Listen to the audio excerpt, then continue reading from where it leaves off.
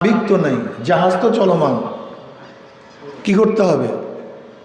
সেখানে আর একজন নাবিক বসাতে হবে। প্লেন চলমান, পাইলট নাই, কি করতে হবে? আর একজন পাইলট সেখানে বসাতে হবে।